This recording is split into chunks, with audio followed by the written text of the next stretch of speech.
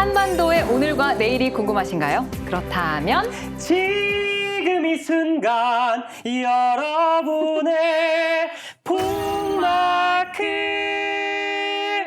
와, 브라비. 할 때마다 짜릿해. 지금 이 순간 열정적이고 활기차게 여러분의 북마크 시작해볼까요? 네, 우리가 꼭 알아야 할 이번 주 한반도 이슈들을 최대한 친절하게, 친근하게, 그리고 친숙하게 세상 가장 친절한 시사 토크 바로 친톡 시간입니다. 시청자 여러분, 시사가 어렵고 딱딱하다는 생각 과감하게 버리세요. Why not? 아니 약간 광고 찍는 것 같으세요. 야, 너도 시사 볼 수 있어. 약간 이런 느낌. You can do it. 그러니까 We can do it You can 맞습니다. do it. 우리 친톡에는 시사를 아주 쉽고 재밌게 만들어주실 수 있는 두 분이 계시기 때문에 저희가 아주 든든합니다. 두 분 믿고 가겠습니다. 먼저 올해로 무려 28년 차 와. 북한 전문 취재 기자시죠. 자타가 공인하는 북한통. 여러분의 북마크가 사랑한 남자, 바로 이영종 소장님입니다. 네, 안녕하세요. 30년 가까운 북한 외길, 드디어 북마크를 만난 행운남 이영종입니다. 네, 또 한 분은요. 한반도 정세의 폭넓은 지식과 유쾌한 입담, 거기다 친절한 페이스까지 두루두루 다 갖춘 이분은 바로 욕심쟁이 아주대학교 통일연구소 우리 정대진 교수님이십니다. 우! 네, 안녕하십니까. 친절하지 않은 자 먹지도 말라. 생계형 친절남 정대진입니다. 최고다, 최고다. 네. 자, 그리고 점점 주인공이 되려고 불량 욕심을 내고 계신 우리 친톡 제5의 멤버가 있죠. 아, 왜 그러느냐라고 하면서 뭐 이게 대마시를 하지 않고 펄라룸프에 있는 그냥 대사관을 잠시만요, 교수님. 오, 뭐 드디어 드디어. 친톡에 올렸어요. 드디어 우리 대진 뭐, 교수님께 노친톡이에요, 뭐. 노친톡. 친절하지 않았다. 노친톡. 뭐 대마시가 뭐죠? 대마시. 뭘까요? 그거 때문에 걸리신 것 같아요. 대마시. 네, 근데 제가 이상한 소문을 하나 입수를 했습니다. 우리 뭔가요? 정대진 교수님께서 이게 팩트가 맞는지 모르겠는데 우리 이거 노친톡 알람음을 좀 따로 달라라고 제작진한테 요청을 정말요? 하셨대요. 그거 어디다 쓰시게요? 정신 번쩍 나잖아요. 모닝콜로스 생계형 친절남이니까 매일 들으면서 이렇게 일찍 갈고 일어나셔야 닦고 해야지. 되니까. 일찍 일어나고. 진짜네요. 그렇지. 근데 영정 소장님 필요 없으세요? 사양할게요. 저는. 제가 보라돌이를 좋아했던 제가 이제 보라색계 고구마까지도 이제는 피하게 되는. 싫으세요? 네, 이 컬러 너무 싫습니다. 얼마 전 3월 29일 드디어 미국의 대북 정책 전략이 곧 실체를 드러낼 거라는 미국의 발표가 공개가 되면서 국내외 많은 전문가들이 바로 이달 4월이 바로 한반도 정세의 새로운 변곡점이 될 것이다라고 예측을 하고 있는데요. 이번 주 친톡에서는 급변하고 있는 북미 관계와 더불어 이번 4월 한반도 정세에는 과연 어떤 변화가 있을지 아주 저희 MC까지 다 같이 친절하고 딥하게 짚어보려고 합니다. 네, 이번 4월이 왜 한반도 정세에 중요한지 먼저 알아봐야 할 것 같은데요. 바로 이번 주말 한미일 안보실장 3자 회의 개최가 가장 큰 이슈가 아닐까 하는데요. 한미일 3국의 안보실장이 모인다는 것도 이게 보통 일은 아니에요. 우리 뭐 서훈 실장도 마찬가지지만 제이크 설리번 백악관 보좌관도 사실은 바로 대통령한테 직보할 수 있는 또 그 기타무라 시게루 우리한테는 좀 낯선 사람인데 사실 뭐 미국 일본의 국가안보국장이거든요. 그러니까 이 세 사람이 모였다는 거는 바로 한미일 3국의 최고 지도자 정상의 의중을 반영해서 뭔가 어떤 조율이 이루어질 거다. 이런 점에서 이제 우리가 주목을 해야 되는 거죠. 바이든 행정부가 지금 대북 정책 리뷰를 하고 있는데 네, 그 네. 결과의 윤곽을 아마 이번 한미일 안보실장 회의에서 좀 공유를 하지 않을까 다들 그렇게 생각을 하고 있죠. 네. 그래서 이제 그 내용이 어떻게 가느냐를 두고 전 세계에 관심이 지금 이목이 집중되고 집중되고 있군요. 있는 상황. 네. 그 그렇군요. 미국의 대북 정책을 예측해 보기 전에 일단 그럼 지금까지 북미 상황을 좀 정리를 해볼 필요가 있을 것 같거든요. 사실 미국 대선 경합 전까지는 그래도 북한이 꽤 조용하게 조용했죠. 이렇게 잘 오다가 갑자기 요때 이렇게 시끄러워지는 이유가 뭘까요? 현상 유지랑 현상 전환이라고 하는 그 두 가지 키워드를 우리가 좀 몇 년의 흐름을 좀 보면은 기억을 하면 좋을 것 같습니다. 그 2018년은 한반도의 현상 전환의 해였죠. 남북회담, 북매담 연쇄적으로 열리면서 2019년 초까지 현상 전환의 해였는데 하노이 노딜 이후에 이제 북한과 미국이 현상 유지로 이제 들어가 버렸어요. 북한은 미국한테 새로운 계산법 가져오라고 얘기하고 미국은 별로 그럴 뜻이 없다라고 하는 걸 가면서 서로 이제 관망하는 자세로 마치 이제 씨름판에서 삿발을 서로 잡지 않고 씨름 선수 둘이 양쪽에서 그냥 앉아서 노려보는 형국이 지금 2년째 온 거예요. 그러다가 이제 코로나 때문에 아예 경기를 할 수 없는 상황까지 와버린 거죠. 노래만 보고 있는 그렇죠. 씨름은 안 하고. 네, 그래서 자의반 타의반 현상 유지가 이렇게 지금까지 쭉 오고 있는 건데 그런데 이제 저쪽에 선수가 바뀌었어요. 미국 네. 쪽에. 그렇죠. 미국 쪽에 새로운 행정부가 들어서면서부터 이제 거기서 이제 대북 정책을 다시 어떻게 할 건지 이제 검토하고 있는 기간에 북한은 나름대로 또 시동을 걸면서 영향력을 좀 미치자는 의미로 여러 가지 지금 좀 시도들 미사일도 좀 쏘고 하면서 지금 다시 이제 무대의 중심을 가져오기 위해서 노력하고 있는 것 같습니다. 아, 그렇군요. 아니 근데 소장님, 네. 소장님 말씀처럼 북미 간 대화가 본격적으로 시작을 하려면 올 하반기는 돼야 할 것 같다 이렇게 예상을 하셨었잖아요. 근데 모든 이들의 예상을 깨고 네. 미국이 북한과 접촉을 시도하고 있었다는 사실이 만천하에 공개가 됐잖아요. 그렇죠. 북한이 이제 공개를 했는데 2월부터 이런 움직임이 있었다. 그리고 한미 군사연습이 시작된 3월 8일부터 18일까지였잖아요. 네. 그러니까 8일 전날에도 왔었다. 이렇게 구체적으로 7일 날 그러니까 3월 7일이겠죠. 제3국을 통해서 네. 아마 스웨덴쯤이 이 중재를 했을 것 같은데 아. 그런 메시지 구체적인 내용들을 얘기를 했잖아요. 그럼 무슨 내용일까? 아마도 우리가 네. 젠사키 대변인 말로 유추해 보면 무슨 트럼프 때처럼 트럼프 대통령과 김정은 위원장이 다시 만나서 뭘 해보자 이런 거창한 게 아니라 아. 실무회담. 실무적으로 뭔가 좀 접촉을 하자는 것. 그래서 2019년 2월에 하노이 회담이 결렬된 뒤에 10월에 스톡홀름에서 북미 간의 실무회담이 열렸잖아요. 네. 그 정도 수준으로 좀 북미 간의 이제 대화를 좀 복원해 볼까 하는 대북 대화 제안이 있었던 것 같습니다. 근데 저는 말씀 듣다 보니까 조금 인간적으로 이해가 안 가는 부분이 있어요. 예를 들어서 미국이 어쨌든 대화 의사를 보냈으면 네. 대북 제재 완화가 철실한 북한 입장에서는 이게 웬 떡이냐 싶잖아요. 음. 근데 북한은 대놓고 싫은데 너 안 만나줄 건데 이랬단 말이죠. 왜 그랬을까요? 교수님 어떻게 생각하세요? 이게 북한과 미국이 지금 출발선이 생각하는 게 다른 것 같아요. 아, 북한은 2018년도 6.12 북미 싱가포르 선언이 있어요. 거기서부터 출발하자고 하는 거죠. 그런데 미국은 그거는 알겠는데 트럼프 대통령 때 한 거고 지금 우리는 새 행정부의 새로 대북 정책 검토해서 새로 할 거니까 만나서 그럼 얘기를 해보자라고 하는 거죠. 아, 북한과 미국이 생각하는 출발선이 다르니까 북한이 보기엔 뻔히 미국이 이제 새로운 계산법이라고 하는 걸 들고 나올 가능성이 거의 제로예요.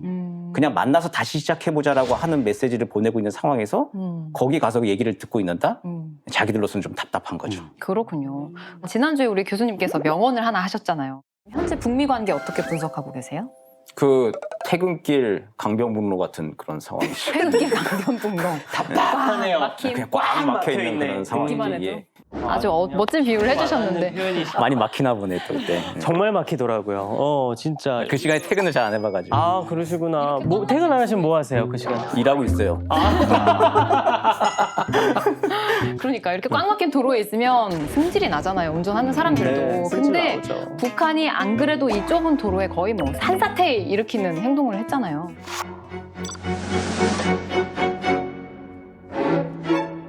아니 저도 그 미사일 쐈다는 소식 그러지 않아도 들었을 때 네. 우리 이용종 소장님께서 끊으셨다는 고구마를 1000개쯤 물 없이 먹은 듯한 느낌이었거든요. 네, 많이 답답하죠. 네. 너무 답답해요. 제발 좀 지금 좀 가만히 잘 좀 넘어가자 싶을 때 그때 꼭 그러더라고요. 이 중요한 시기에 지금 왜 이러는 걸까요? 북한 입장에서는 그게 자신들의 생존 전략이라고 생각하는 거죠. 여기서 그대로 있고 아무 행동을 하지 않으면 자기네들이 대북 정책 리뷰라든가 이런 것들이 미중 문제라든가 중동 문제라든가 다른 여러 가지 현안에 밀릴 수밖에 없는 이런 상황이거든요. 김정은 위원장 입장에서는 3월 바이든 행정부의 대북 정책도 좀 마무리 국면에 접어들고 여러 가지 한미 합동군사연습도 축소돼서 실시되지만 그 마무리되는 시점에 뭔가 던져보자 이렇게 해서 뭐 순항 미사일을 쏘고 또 바이든 대통령이 이 정도 미사일은 뭐 이거는 대북 제재 위반은 아니다 이러니까 바로 25일 날 이번에는 정말 위반 행동이지요 하고 탄도 미사일을 쏘고 네. 결국은 이걸 뭐 한마디로 얘기하면 가만히 있으면 아무도 안 알아주더라. 뭔가 저지레를 해야 미국이나 국제사회가 좀 봐주더라. 이런 북한이 그런 학습 효과를 갖고 있겠죠. 자, 이런 상황 속에서 이번 주말 한미일 외교실장 회의 이후에 이번 4월 중에 미국이 완성했다는 대북 정책 기조가 드디어 세상 밖으로 이제 나오게 되는데요. 그때까지는 북한도 도발 없이 좀 지켜보지 않을까, 좀 조용히 있지 않을까, 이번에는 그런 기대감이 살짝 있습니다. 아, 이런 또 질문에 이렇게 낚이면은 나중에 또 이 큰 낭패를 보게 됩니다. 그래서 이제 이때 우리 올해 북한을 한 오랜 전문가들 예측이 잘 안 되고 네. 혹시 잘못 예측했다가 그 리스크를 떠안게 되는 이런 것들을 위해서 이제 조금 훈련이 되면은 마법의 주문처럼 꼭 이때 나오는 말이 있죠.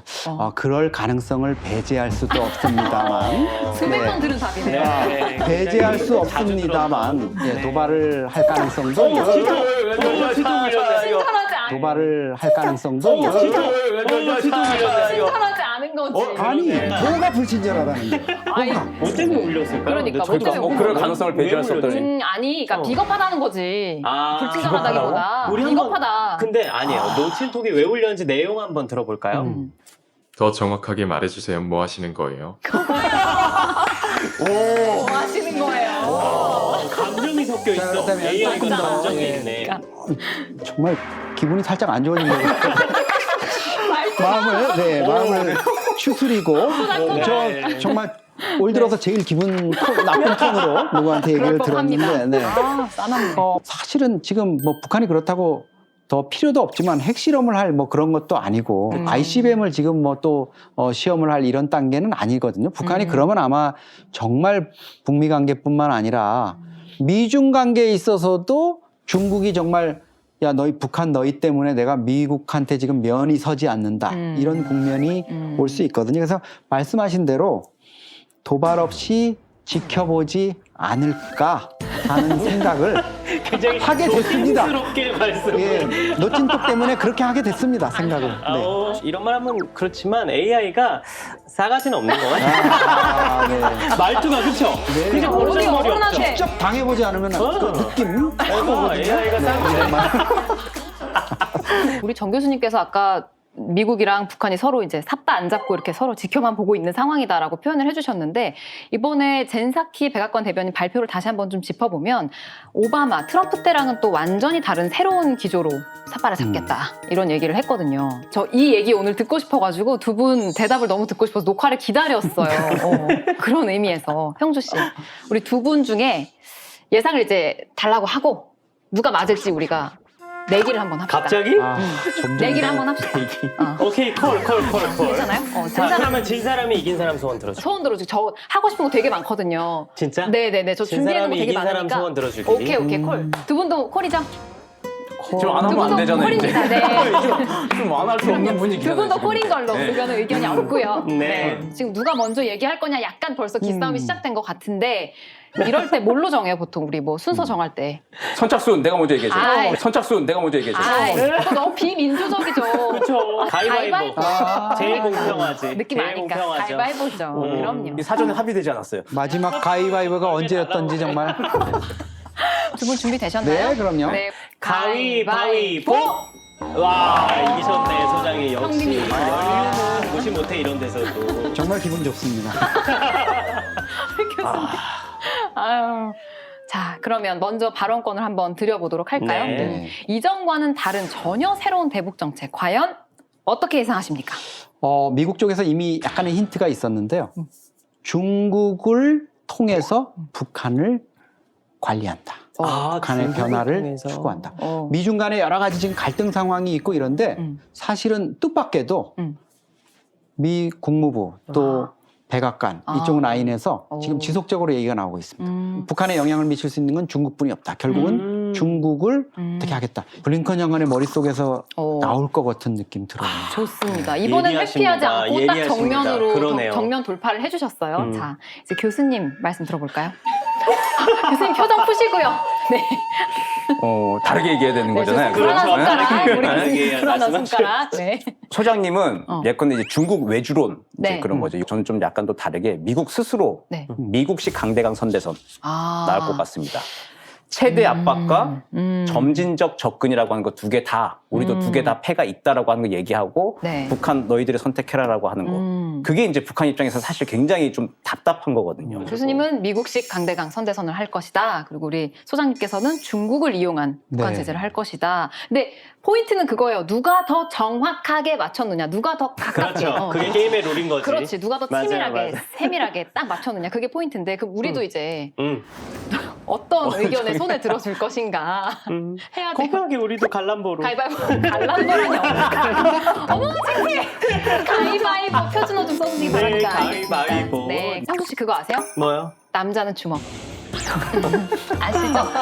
가위바위보!